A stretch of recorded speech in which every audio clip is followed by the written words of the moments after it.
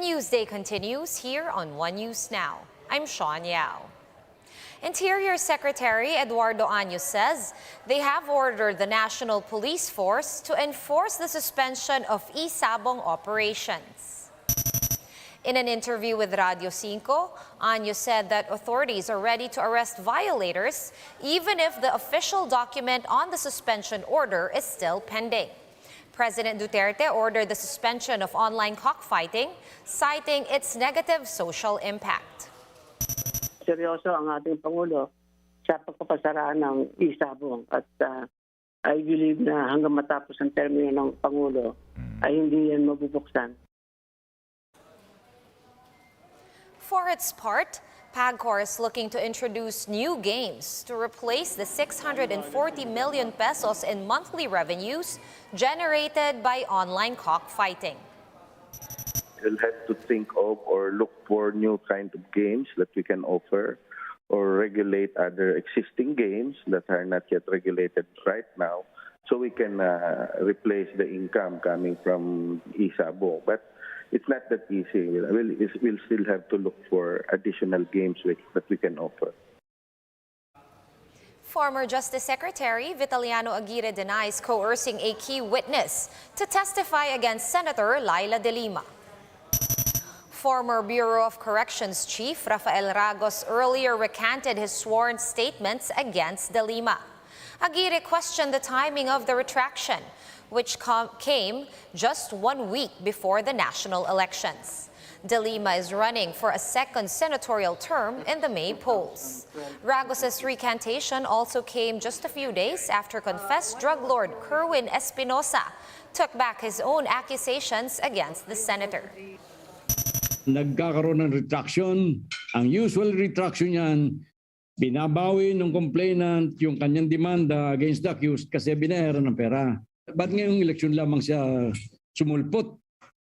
Napakaraming pagkakataon para sabihin na kinwers ko siya.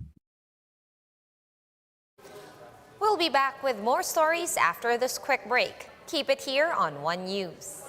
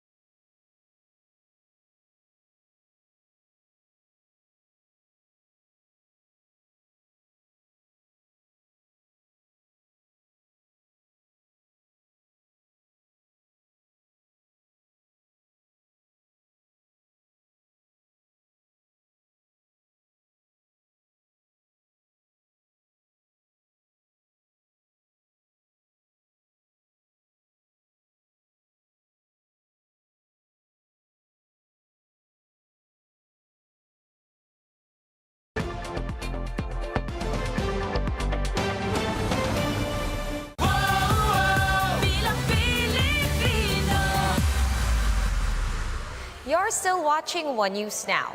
I'm Sean Yao. Presidential bet Manny Pacquiao is now in the Visayas to woo voters in the home stretch of the campaign period. Let's get the details from Mon Gualvez, who's reporting to us live from Cebu City. Hi Mon, what's the latest on Team Pacquiao?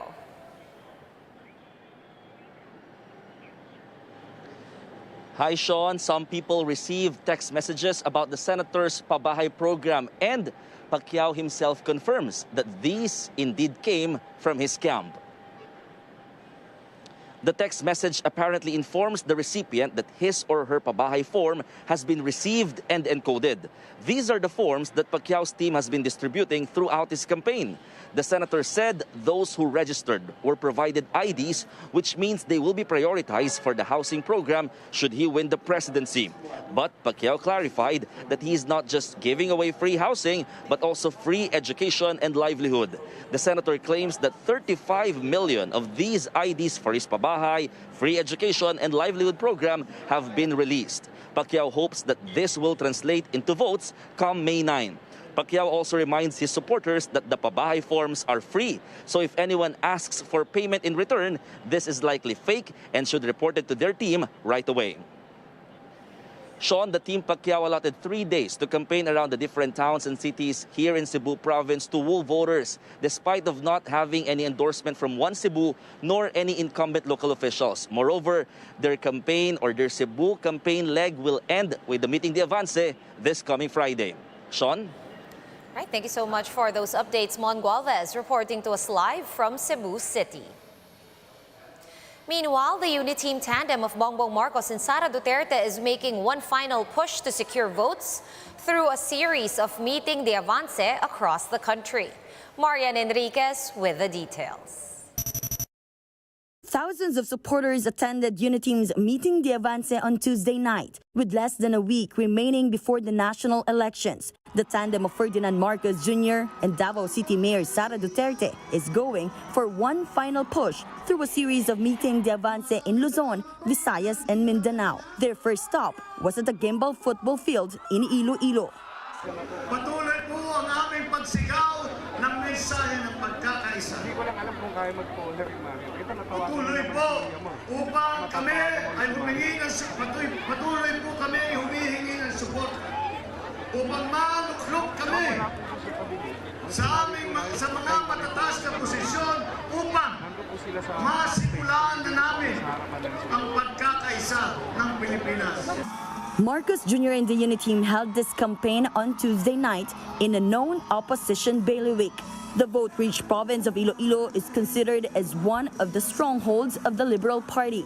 That is why it comes as no surprise that officials such as Iloilo Governor Arthur Defensor Jr. and other local executives have already endorsed Vice President Leni Robredo. Wala sa planning namin yun. From day one, wala sa planning namin may pasagin. Wala. In fact, we have been calling for unity, pagkakaisa.